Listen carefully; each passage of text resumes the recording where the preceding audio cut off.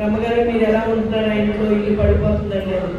నాకు ఏసై ఉన్నాడండి, ఇల్లు పడదు, కానీ నేను కదిలిన మరుక్షణం ఇల్లు పడిపోతున్నాను గ్యారంటీ అని చెప్పేదండి అందరికీ. ఇప్పుడు అందరికి అలాగే చెప్పేదానండి. అయినా సరే ఏసయ్య నా సర్వస్వం, మొత్తం నా జీవితంలో ఏసై అనుకుని నేను ఏసైనే అడిగాను, తండ్రి ఎలా చూసినా నీదే భారం, మరి ఎలా కట్టించాడో ఎలా కట్టానో నాకైతే తెలియదండి. 2 అడుగులు ఆ ఇంట్లో అయిపోయాము, ఇల్లు చదనేది రాకోకుండా చేసుకున్నాను అనమాట ఇంట్లోనే.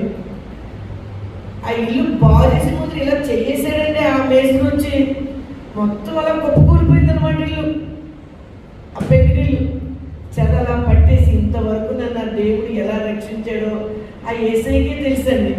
చుట్టుపక్కల వాళ్ళు అందరూ అంటున్నారు, రమ్మగారండి ఎలా ఉన్నారండి బాబు మీరు ఆ ఇంట్లోనే, అదేంటంటే ముట్టుకుంటే ఎలా పడిపోయింది ఇల్లు అని చెప్పి. ఏసయ్య నాకు మంచి గృహం ఇచ్చాడండి, నాకు ఏం చెప్పాలో కూడా తెలియడం లేదు. ఈ చిన్న సాక్ష్యం దేవుడు దీవించండి.